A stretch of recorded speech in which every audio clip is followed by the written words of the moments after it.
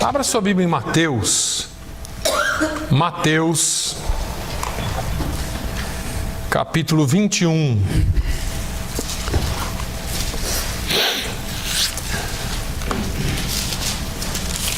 Mateus, capítulo 21. Nós vamos trabalhar um pouquinho com esse capítulo, mas é importante que você preste bastante atenção e é importante que nós tiremos alguma lição deste texto que fala sobre a entrada triunfal de Jesus em Jerusalém. Diz assim o texto: e quando se aproximaram de Jerusalém e chegaram a Betfagé, ao Monte das Oliveiras, enviou então Jesus 2 discípulos, dizendo-lhes: ide à aldeia que está defronte de vós, e logo encontrareis uma jumenta presa, e um jumentinho com ela. Desprendei-a e trazei-mos. E se alguém vos disser alguma coisa, direis que o Senhor os há de mister, e logo os enviará. Ora, tudo isto aconteceu para que se cumprisse o que foi dito pelo profeta, que diz: dizei à filha de Sião: eis que o teu rei aí te vem, manso e assentado sobre uma jumenta, e sobre um jumentinho, filho de animal de carga. E indo os discípulos, e fazendo como Jesus lhes ordenara, trouxeram a jumenta e o jumentinho, e sobre eles puseram os seus vestidos, e fizeram-no assentar em cima. E muitíssima gente estendia os seus vestidos pelo caminho, e outros cortavam ramos de árvores e os espalhavam pelo caminho. E a multidão que ia adiante e a que seguia clamava, dizendo: hosana ao que vem, ao filho de Davi. Bendito o que vem em nome do Senhor. Hosana nas alturas. E entrando ele em Jerusalém, toda a cidade se alvoroçou, dizendo: quem é este? E a multidão dizia: este é Jesus, o profeta de Nazaré da Galileia. E entrou Jesus no templo de Deus e expulsou todos os que vendiam e compravam no templo. E derrubou as mesas dos cambistas e as cadeiras dos que vendiam pombas.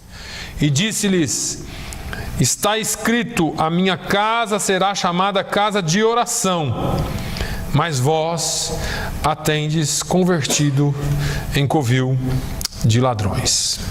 Amém. Até aí, esta é a palavra que o Senhor nos deu. Jesus, ele, se você pegar o livro ou o Evangelho de Mateus, um evangelho escrito com sua genealogia, um evangelho onde mostra muitos dos seus milagres, muito da confirmação. Mateus é o evangelho que mais traz profecias do Velho Testamento, porque o escritor Mateus estava escrevendo para o povo judeu, e escrevendo para o povo judeu ele tinha que mostrar quem era Jesus de fato. E o povo judeu, então, iria entender. Quando você pega a partir do capítulo de número 1 de Mateus, você vai ver aqui uma genealogia imensa, desde Gênesis até Jesus.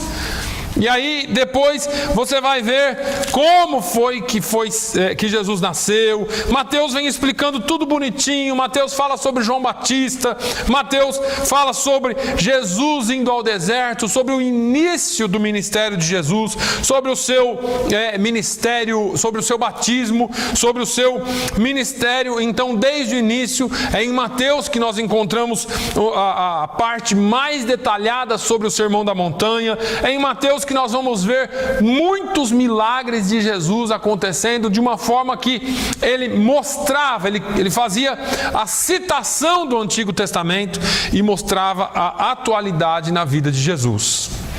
É em Mateus que Jesus apresenta diversas de suas parábolas. É em Mateus que Jesus chama de maneira bem explícita, tanto Mateus quanto Lucas chama de maneira bem explícita os discípulos. Mas nós vamos ver aqui então Jesus curando 2 cegos e vindo para Jericó, vindo para Jerusalém. Ele vem de Jericó para Jerusalém. Quando eles se aproximaram de Jerusalém naquele dia, Jesus, conhecendo como seria a sua última semana, antes que o seu corpo fosse glorificado depois da sua ressurreição, ele, que é Deus e que sabia o que havia sido profetizado, ele chama 2 discípulos e diz: olha, vocês vão lá, vocês vão encontrar uma jumenta com um jumentinho, traz para mim. Se alguém perguntar, vocês dizem que o mestre vai usá-la, ou usá-los, e vocês trazem um jumentinho aqui para mim. E os discípulos então fizeram isso. Quando Jesus, dentro desse contexto judaico de opressão romana, de opressão política, se aproxima de Jerusalém, montado no jumentinho, o povo começa a jogar veste, o povo começa a jogar ramos, o povo começa a jogar flores, e eles começam a conclamar e dizer em hebraico: Baruch haba beshem Adonai, bendito é o que vem em nome do Senhor. E o povo conclama e diz hosanas, bendito é o que vem, bendito é o filho de Davi, bendito é o rei. E eles conclamam ele e fazem toda aquela ovação ao nome de Jesus. E alguém então faz a pergunta, quando ele entra em Jerusalém: quem é este que está vindo aí? Quem é essa pessoa? A resposta da multidão, a Bíblia não diz que foi um que respondeu, mas a multidão quase que diz assim: você não conhece ele? Ele é Jesus. Jesus, o profeta de Nazaré da Galileia. Eu quero parar aqui um pouquinho, porque naquela época e alguns anos antes, durante o período intertestamentário, ou durante a separação do Antigo Testamento para o Novo Testamento, a Bíblia diz que durante 400 anos Deus se calou com Israel. E durante esse tempo surgiram alguns profetas, surgiram algumas pessoas que se levantaram com heresias, com seitas, e isso pode ser conferido quando você lê o Evangelho de João, porque começaram a perseguir os apóstolos, começaram a perseguir, não em João exatamente, em Atos, quando começaram a perseguir os apóstolos, e alguém se levanta e diz assim: olha, é melhor a gente deixar isso quieto. Mas por quê? Ele disse assim: olha, se lembra de fulano, se lembra de ciclano, eu não lembro os nomes agora de cabeça, mas ele diz assim: olha, esses sujeitos se levantaram e criaram uma religião e tiveram muitos seguidores, mas eles por si só se desfizeram. E ele diz assim: olha, se for de Deus, esses homens, ninguém vai poder parar eles. Agora, se não for de Deus, esse negócio vai se dissipar. Então, não vamos persegui-los para que nós não sejamos pegos lutando contra o próprio Deus.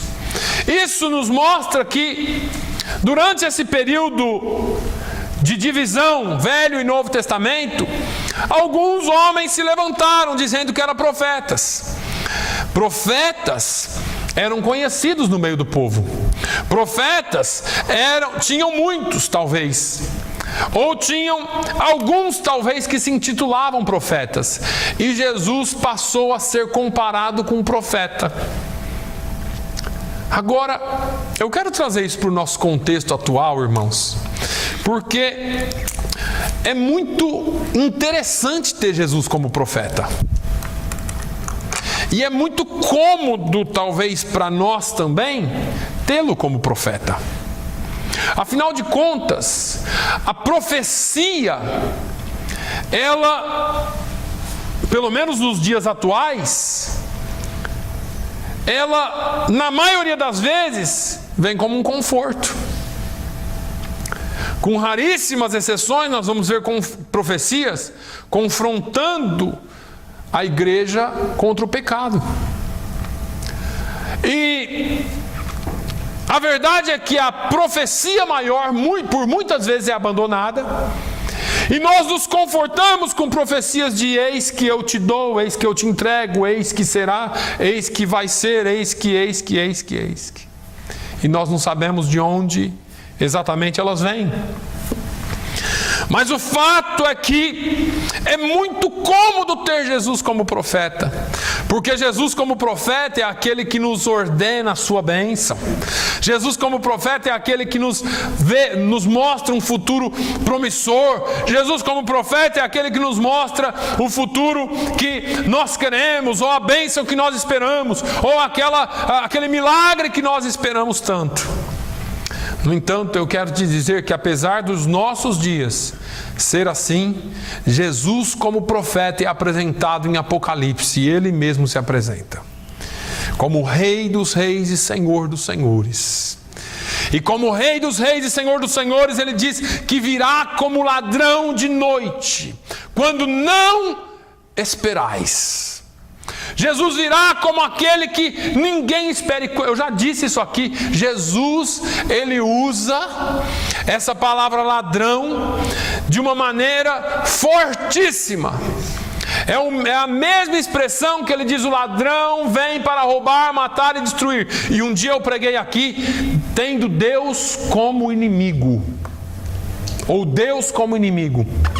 Porque muitos veem Deus como esse ser bonzinho, esse ser que é amor, é claro. 1 João 5 ou 8 e 4 diz, não 8, 1 João não tem 8, mas 1 João diz que, eu não me lembro exatamente a referência, diz que Deus é amor. Ninguém vê o princípio do versículo, porque a gente ama essa palavra, Deus é amor. Mas ele diz assim: olha, se você não ama, você não conhece a Deus, porque Deus é amor. Nós nos esquecemos, no entanto, que a Bíblia diz que Deus é justiça e juiz, e é fogo consumidor. Eu ainda vou falar um pouco aqui, algum dia, sobre a santidade de Deus, e nós vamos ver quem é Deus, quem é o Deus que nós servimos. Porque nós temos Deus como amor. Hoje em dia esse evangelho ficou muito fácil. Jesus é quase que um profeta mesmo, Ele não é muito Deus para nós. Ele só é Deus para dar aquilo que a gente quer. Mas Ele é quase que alguém que vem só anunciando alguma coisa, e o povo via Jesus como profeta. A minha questão para você hoje é: você vê Jesus como profeta ou Senhor? Você tem Ele como profeta, aquele que fala com você todo domingo, toda quarta, ou todo dia que você ora, ou você tem Ele como Senhor? Nós poderíamos ficar nisso aqui, irmãos, e aprender um pouquinho mais sobre Ele. Porque Jesus como profeta é cômodo demais. Aliás, e afinal de contas, eu não tenho que obedecer profeta. Nem a Bíblia me manda obedecer profeta. Agora, se Ele for o meu Senhor, as coisas mudam. Quando Jesus é tido como Senhor, as coisas são diferentes.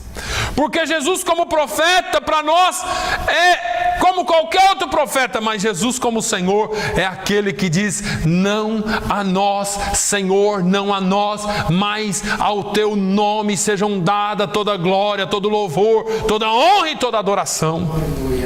Que não seja feita a minha vontade, Senhor, mas que seja feita a Tua vontade. Assim como João Batista diz: importa que eu diminua e que Ele cresça. Aleluia. Você tem Ele como Senhor ou profeta? Porque se você quiser tê-lo como Senhor, apesar da multidão estar falando assim: esse é o profeta lá de Nazaré, da Galileia, e talvez alguém pode ter pensado assim: Nazaré, Galileia, né? Nazaré, Galileia. Pode alguma coisa boa vir lá de Nazaré, da Galileia? Pode. Talvez alguém tivesse isso na cabeça. Aí Jesus entra, tem toda aquela ovação, toda aquela pompa, toda aquela beleza das pessoas. E Jesus entra montado num jumentinho, cumprindo a profecia de Zacarias. E Ele entra montado no jumentinho, manso, como diz a palavra. Mas Ele sabia que aquilo tudo ia passar. Se alguém espera que o Evangelho, ou eu sei que tem quem espera por isso e quem vê isso, que o Evangelho pode lhe trazer popularidade e, portanto, pode lhe trazer algum benefício com isso, você precisa estar bem certo que Jesus nunca procurou popularidade, que Jesus nunca procurou isso, até porque os mesmos que o ovacionaram foram os mesmos que no domingo o ovacionaram e na sexta-feira o crucificaram. Quando você só é um profeta, só vê Jesus como profeta, hoje você aceita a profecia dele, amanhã você pode crucificá-lo. Quando ele é visto só como um profeta hoje, o que ele faz é bonito e é legal e é emocionante, dá arrepio, mas amanhã, quando a palavra ficar um pouquinho mais forte, pode ser que você não o aceite mais. Jesus, quando passa por tudo isso aí, a Bíblia diz que ele entrou no templo. Irmãos, pode ter toda a ovação, pode ter toda a pompa, pode ter gritos, pode ter pulos, pode ter alegria, mas quando Jesus chega, ele não chega para isso. Quando Jesus chega, ele vem para confrontar as nossas vidas com a palavra dele. Aleluia. A seriedade de servir a Deus é muito mais do que pular na presença dele. É muito mais do que sentir um arrepio, é muito mais do que dizer, ah, Jesus, eu te amo, é muito mais do que isso, porque todos eles fizeram isso. E na sexta-feira gritaram, crucifica-o, nós queremos Barrabás. Sabe por quê? Porque Barrabás não confronta o seu pecado, porque Barrabás não confronta a sua vida torta, porque só Jesus pode fazer isso. E Jesus usa a sua palavra para fazer isso. A Bíblia diz que ele entrou no templo de Deus. Ah, irmãos, Eclesiastes fala, guarda o teu pé quando entrares na casa do Senhor. E eu vou traduzir para os nossos dias de hoje. Guarda o teu pé quando entrares na presença do Senhor. Guarda o teu pé quando entrares na presença, no santuário, no templo do Altíssimo. Aleluia. Pastor, onde que é o templo do Altíssimo? Pois é. Eu acho que nós devíamos guardar os nossos pés 24 horas por dia, porque nós somos o templo do Altíssimo. Nós somos o templo do Altíssimo. O fato é que nós perdemos a conexão. Jesus, ele entra no templo de Deus, irmãos. Sabe por que nós perdemos muito? Porque nós não entendemos isso. Nós, crentes, temos o péssimo costume de pensar que nós podemos entrar na presença de Deus de qualquer forma. Deus é santo, a Bíblia diz que Ele é 3 vezes santo. Quando os serafins voavam em volta dele, diziam santo, santo, santo, é uma menção à santidade de Deus na sua compleição. Eu e você não entendemos isso. Jesus, quando foi orar, ele não orou, ah, meu Deus, eu quero, eu preciso, ele orou, Pai nosso que estás no céu, santificado seja o teu nome.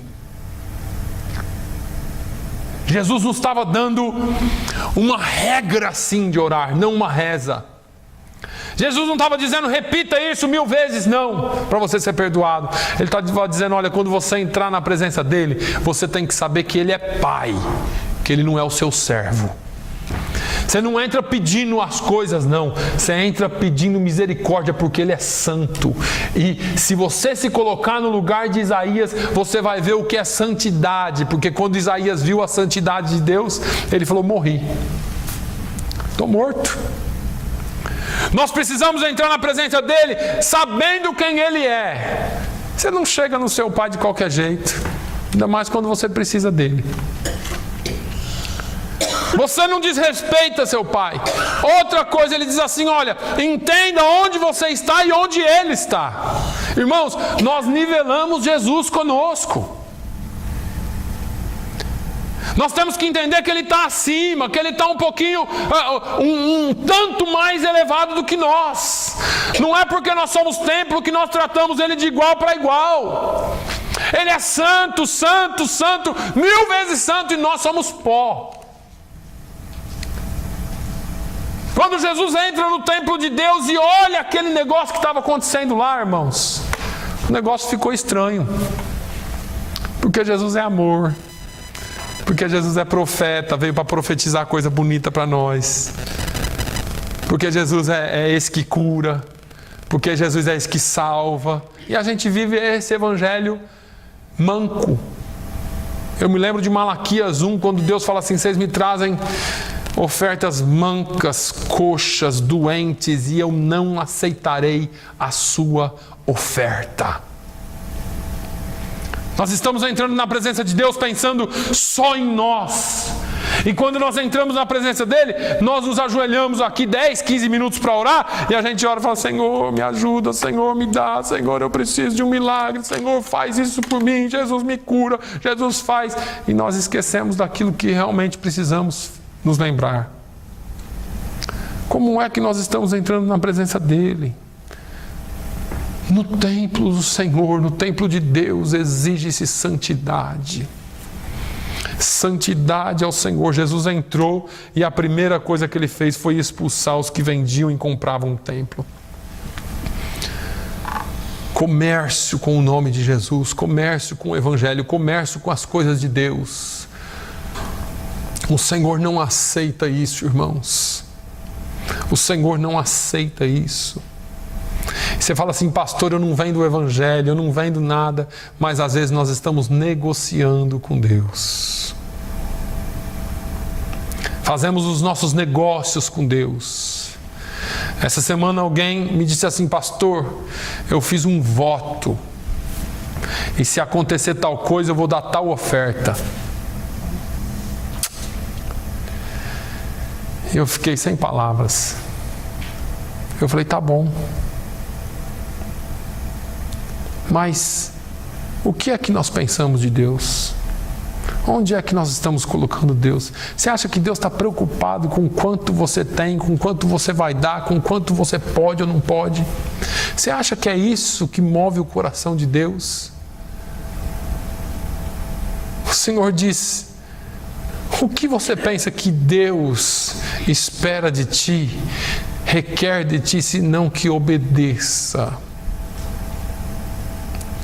O Senhor requer obediência, e obediência à sua santidade, obediência a quem Ele é, obediência aos princípios cristãos. Irmão, o princípio de todo o Evangelho, de toda a base do Evangelho está nos 2 maiores mandamentos de Jesus, e nós pouquissimamente cumprimos eles. Porque não amamos a Deus de todo o coração, de toda a alma, de todo entendimento, e muito menos o nosso próximo. Se nós amássemos a Deus de toda a alma, de todo entendimento, de tudo que nós somos, não faríamos e nem pensávamos o que pensamos. Não temos as nossas vidas totalmente convertidas, e graças a Deus que Ele é gracioso e nos permite que a cada dia dê um passo a mais na sua presença. Graças a Deus que as misericórdias dele não têm fim, são novas a cada manhã. Graças a Deus por isso. Jesus, ele veio para confrontar. Ele vem e confronta os nossos pecados. Ele vem e confronta as nossas deficiências, não para nos empurrar para baixo, mas para nos levantar.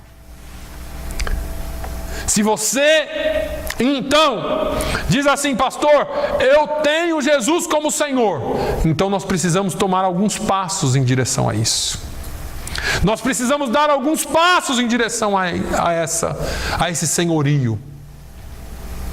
E esses passos não é em fazer obras, não é em doar, não é em muito muita oração, muito jejum, não.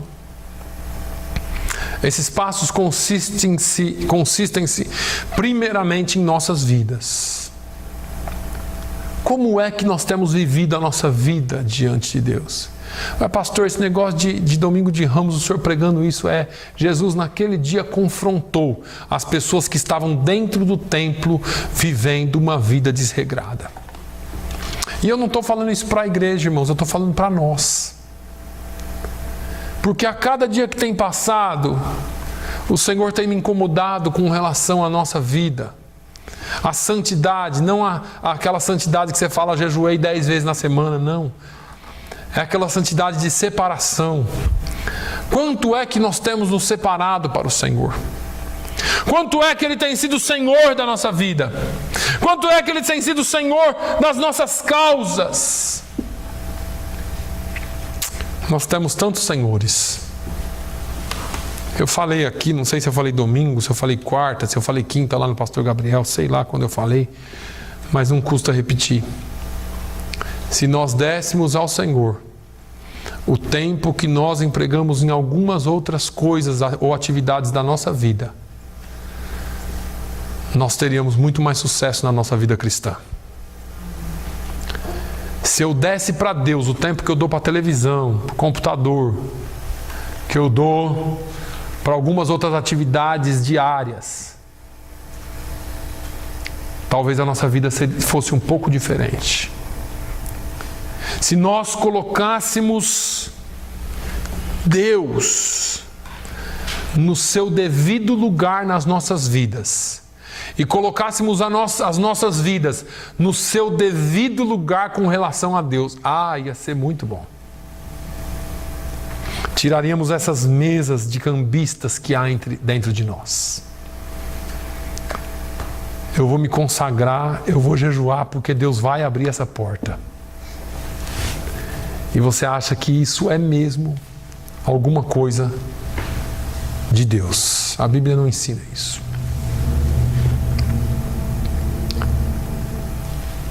Qualquer hora nós vamos falar sobre isso. Isso é algo que nós aprendemos, mas não é a realidade. A consagração pessoal, ela nos prepara para enfrentar as situações. E por causa da nossa preparação ou da nossa santificação pessoal, por causa daquilo que eu mortifico na minha carne e fortaleço o meu espírito, condições são mudadas, mas não é porque você fez troca com Deus, é porque a questão espiritual passou a ser melhor resolvida. Quando Daniel orou 21 dias por alguma coisa, precisava intensificar a batalha na área espiritual e matar um pouquinho mais na carnal. Por isso que as coisas acontecem. Nós achamos que se nós jejuarmos, e eu já falei sobre isso aqui, Deus vai agir em nosso favor por causa do nosso jejum. Não. Estão enganados. O jejum é para trabalhar em você e não em Deus. Ixi, pastor, eu aprendi tudo diferente. Então nós precisamos aprender o certo pela Bíblia. O fato é que ter Jesus como Senhor é colocá-lo em primeiro lugar em tudo na nossa vida. E falamos e repetimos isso, mas isso nunca irá acontecer. Sabe por quê? Só tem um meio de acontecer. Porque nós não estamos dispostos a seguir completamente a palavra. E eu vou te falar por quê. Eu cito Romanos 12, 1 e 2 todo culto.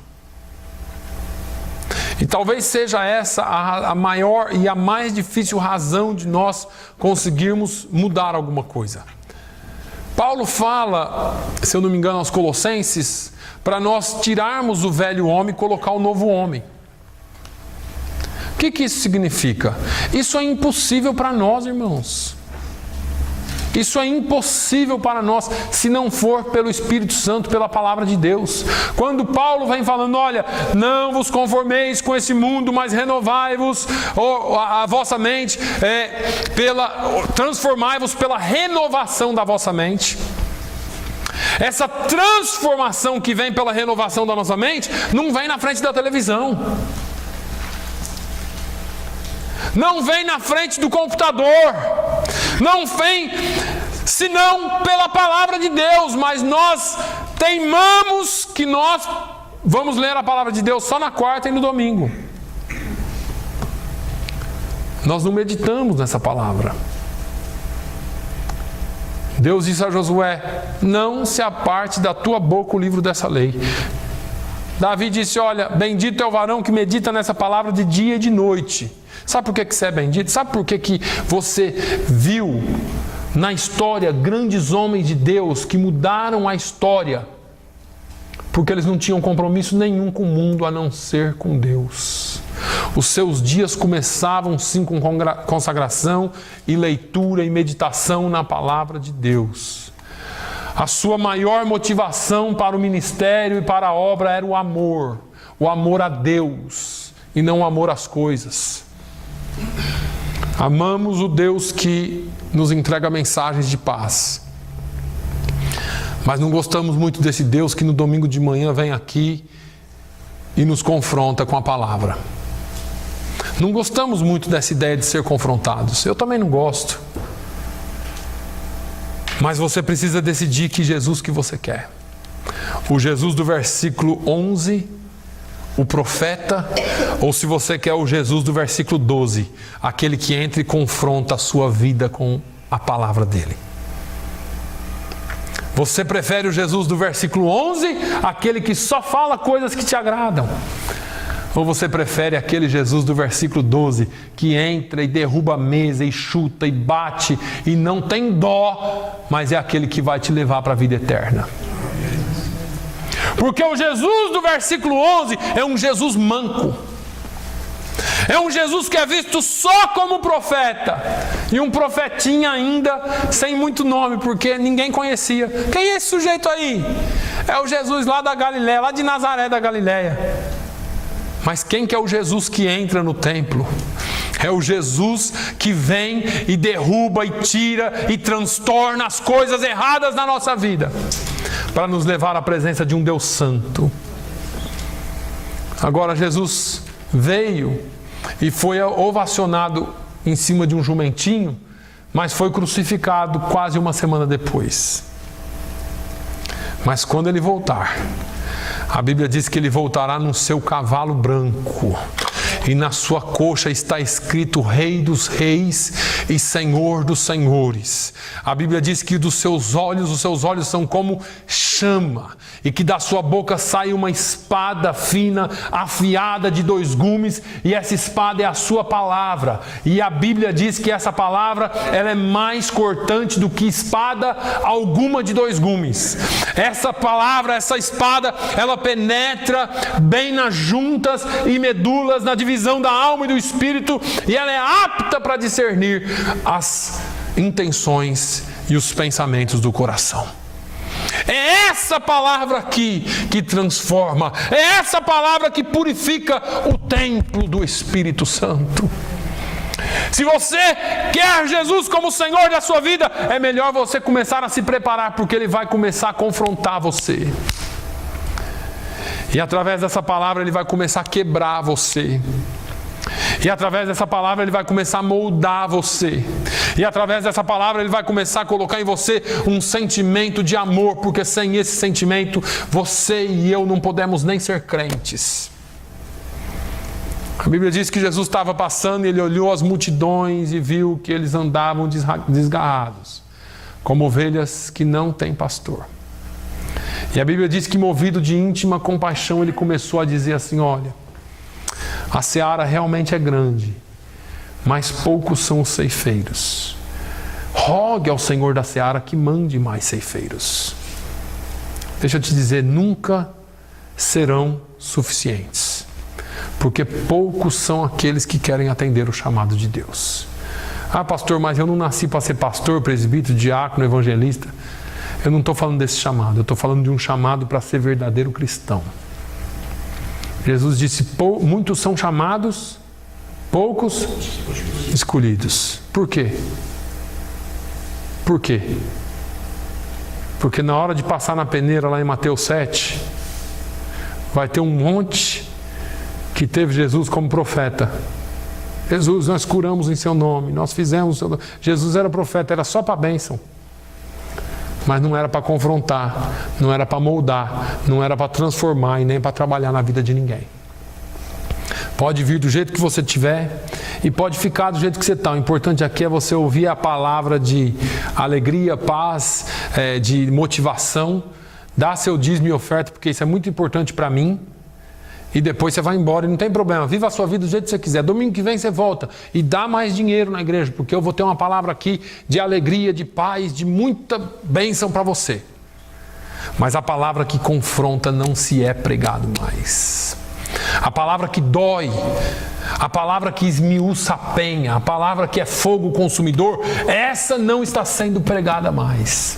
A palavra que vai lá no fundo e que discerne as intenções do seu espírito, do seu coração, do seu pensamento, essa não está sendo pregada mais, porque essa espanta. Essa espanta. Mas Jesus vai continuar salvando. Jesus vai continuar transformando. E todos aqueles, ouça bem, que o aceitarem como Senhor, terão as suas vidas purificadas, terão os seus templos restaurados, e estes terão um encontro com Ele depois da ressurreição. Porque Jesus não apareceu para todos depois da ressurreição. Aquela multidão que ovacionou Ele, Jesus não apareceu para eles. Pensa nisso. Aqueles que deram glórias, aleluias, hosanas ao que vem em nome do Senhor, hosana ao Rei, o Filho de Davi. Esses Jesus não apareceu para eles. Para quem que Jesus apareceu, pastor? Para aqueles que tiveram as suas vidas confrontadas. Foi para o Pedro, foi para o João, foi para o Tomé, que disse: eu não acredito. Jesus falou: eu vou fazer ele acreditar. Porque ele foi sincero. Foi para as mulheres que serviam a Jesus sem aparecer nome, sem ser ninguém. Mulheres que eram descartadas pela sociedade, mas estavam aos pés de Jesus. Foram para os pecadores, para os pescadores. Foi para aqueles que não eram ninguém, mas que com Jesus se tornaram aqueles que transtornaram o mundo. Atos 17. Esses homens que puseram o mundo de cabeça para baixo chegaram também aqui. Esses João ninguém. Esse que o mundo vão olhar e vão falar assim: esse aí, esse não serve. Esse é meio doido. Esse, não, isso é chato demais. A vida dele ele é diferente. Ele não bebe, ele não faz. Esse aí. Esses são aqueles poucos escolhidos.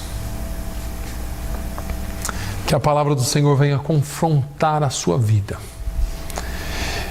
E que mesmo que você não tenha forças para dar o passo, mas você diga: Jesus, me quebra, me mói se for preciso, me reconstrói se for preciso na mão do oleiro, mas não me deixe sair de suas mãos.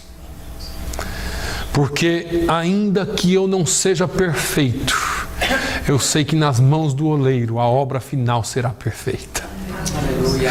Ainda que eu tenha as minhas dificuldades, eu sei que quando o Senhor entra no templo, o Senhor coloca as coisas em ordem. Ninguém aqui é perfeito. Ninguém aqui. Mas nós vamos dia após dia chegando mais próximos dele. E quem anda com Ele como Senhor chegará à perfeição.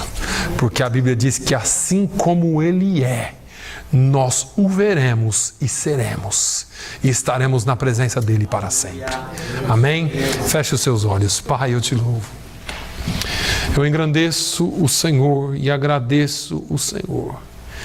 Te exalto na beleza da tua santidade. Porque não há Deus como o Senhor. Não há Deus como o Senhor é santo, santo, santo, e nós somos pó.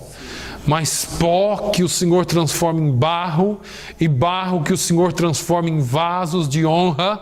E o Senhor nos fala na Tua palavra que nós temos esse tesouro em barros, em vasos de barro para a honra. Para que nós não nos venhamos a nos engrandecer, mas para que nós possamos dar toda a honra e toda a glória a Ti. Sim.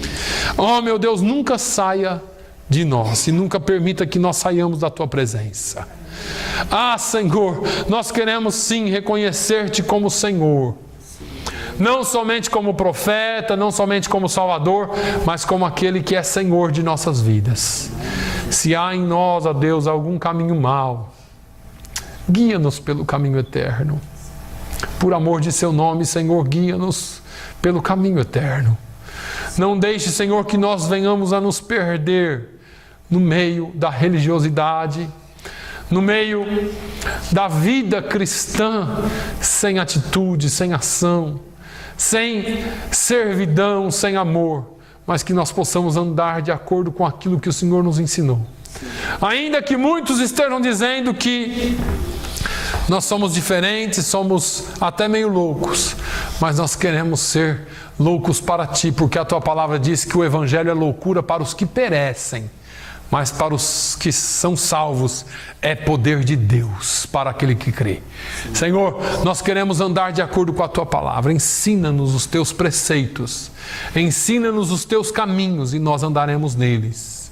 Pai, no nome de Jesus, ó Deus, continue o Teu trabalhar em nós. A Tua palavra diz que aquele que começou a boa obra em nós, Ele é poderoso para confirmar e concluir essa boa obra. Senhor, no nome de Jesus, conclua. Senhor, continua trabalhando nos nossos familiares, continue trabalhando nas nossas vidas particulares, continue, Senhor, a fazer de nós aquilo que o Senhor propôs desde o início. Ah, Senhor, que os Teus dons, que os Teus talentos, que a Tua mão, que o Teu Santo Espírito venha estar sobre nós e nós possamos ser usados em Tuas mãos, de acordo com a Tua vontade. Pai, dê-nos uma semana de bênçãos, que na sexta-feira nós possamos estar juntos aqui para mais uma vez louvarmos o Teu nome, mas que nesse interim nós possamos estar fazendo a Tua obra dia após dia e nos aproximando mais de Ti.